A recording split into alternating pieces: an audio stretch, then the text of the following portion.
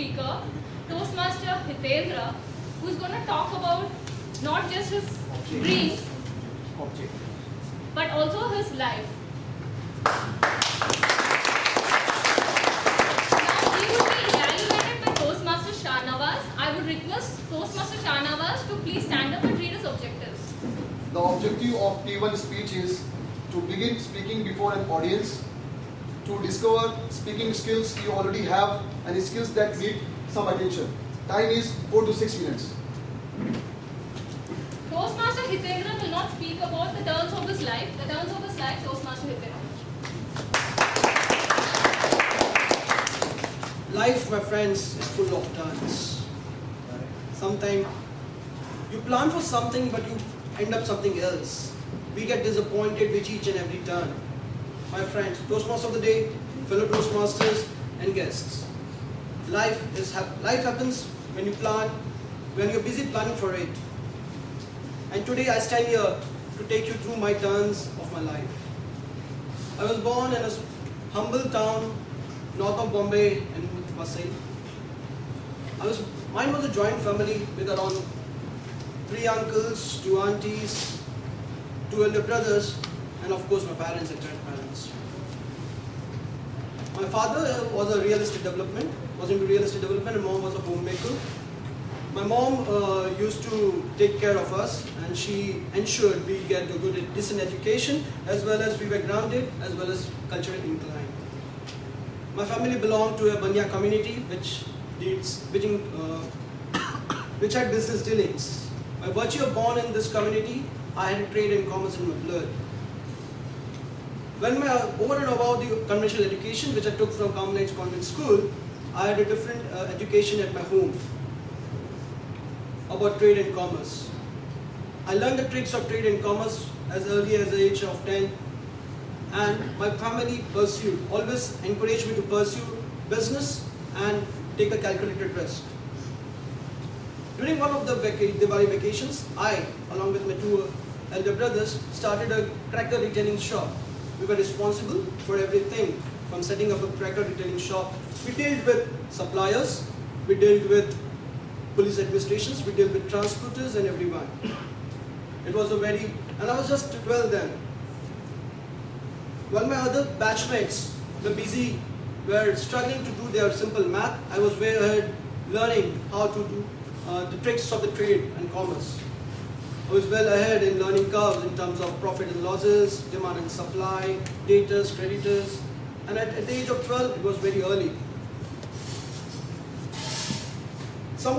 In this small venture, some of the most important things which I learned from that is how to negotiate with the people, how to deal with the administrative people, especially the police people, and of course the customers.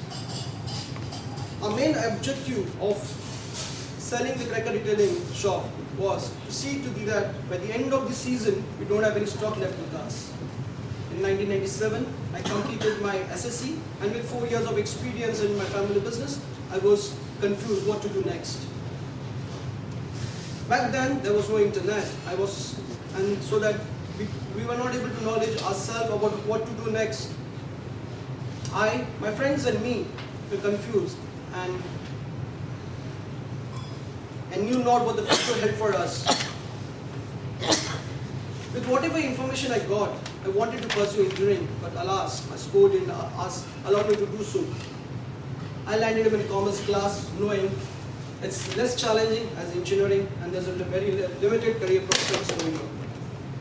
I began disliking the subjects like economics, accountancy, SP and OC, but over a period of time, like arranged marriages, I fall in love with the subjects. For the first time after my primary schooling, I scored distinction in my 12th standard board exams. From here on, my love for accounts and the other subjects grew exponentially. It was my last year in graduation, and I understood the importance of hitting a. It was my last year of graduation, and I understood the importance of hitting a home run to have a good career move ahead. So even though joining the family's real estate business was always an option, but I realized I realized gaining corporate experience was equally important to take my business to the next level.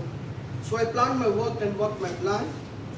Scored distinction in my TYBCom, and with my ascending scores in my resume, corporate doors got opened for me.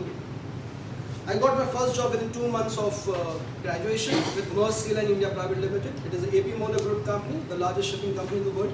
But I left it within 4 months, joining ICICI Bank, the India's largest private sector bank. But still deep within, I thought this is too small. I have still not reached the zenith.